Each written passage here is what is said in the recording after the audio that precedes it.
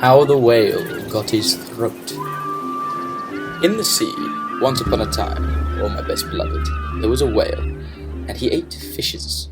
He ate the starfish, and the garfish, and the crab, and the dab, and the plaice, and the dace, and the skate, and his mate, and the mackerel, and the pickerel, and the really, truly, twirly, whirly eel.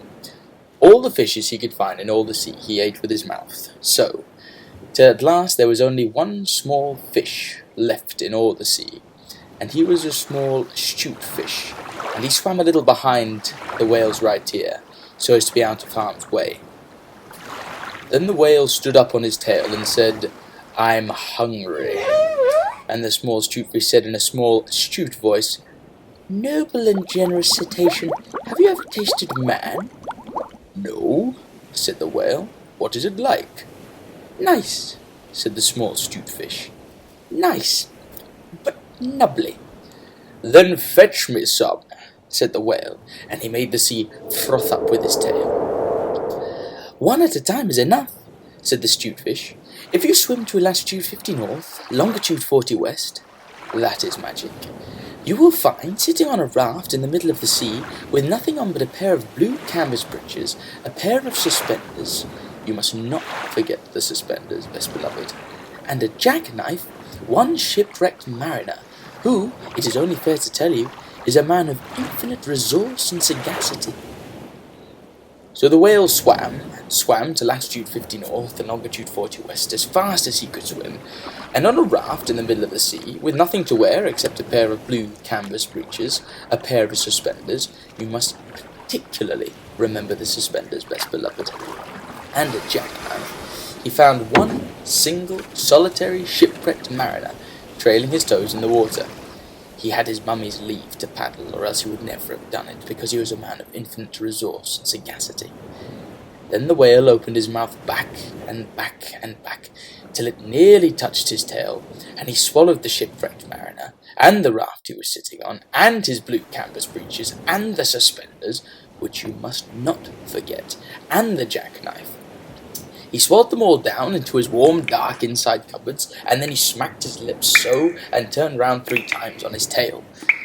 But as soon as the mariner, who was a man of infinite resource and sagacity, found himself truly inside the whale's warm, dark inside cupboards, he stumped, and he jumped, and he thumped, and he bumped, and he pranced, and he danced, and he banged, and he clanged, and he hit, and he bit, and he leapt, and he crept, and he prowled, and he howled, and he hopped, and he dropped, and he cried, and he sighed, and he crawled, and he bawled, and he stepped, and he leapt, and he danced hornpipes where he shouldn't, and the whale felt most unhappy indeed.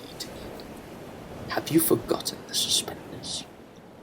So he said to the stute fish, "This man is very nubbly, and besides he's making me hiccup. What shall I do?" "Tell him to come out," said the stute fish. So the whale called down his own throat to the shipwrecked mariner, "Come out and behave yourself, I've got the hiccups."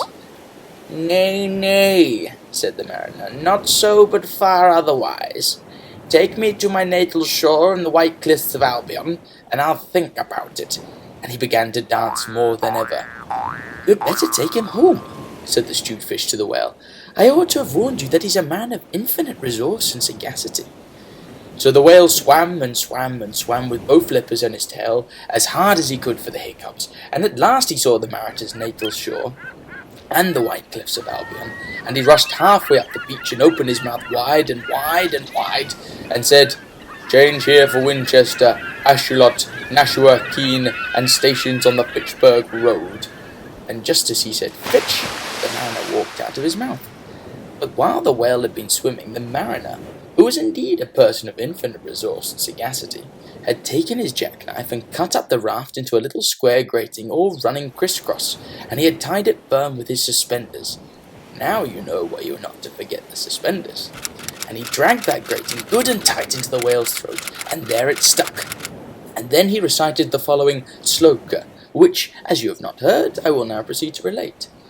"By means of a grating, I have stopped your eating." For the mariner, he was also an Hibernian, and he stepped out on the shingle and went home to his mother, who had given him leave to trail his toes in the water, and he married and lived happily ever afterwards. So did the whale. But from that day on, the grating in his throat, which he could neither cough up nor swallow down, prevented him eating anything except very, very small fish. And that is the reason why whales nowadays never eat men or boys or little girls. The small stute fish went and hid himself in the mud under the door sills of the equator. He was afraid that the whale might be angry with him. The sailor took the jackknife home. He was wearing the blue canvas breeches when he walked out on the shingle. The suspenders were left behind, you see, to tie the grating with. And that is the end of that.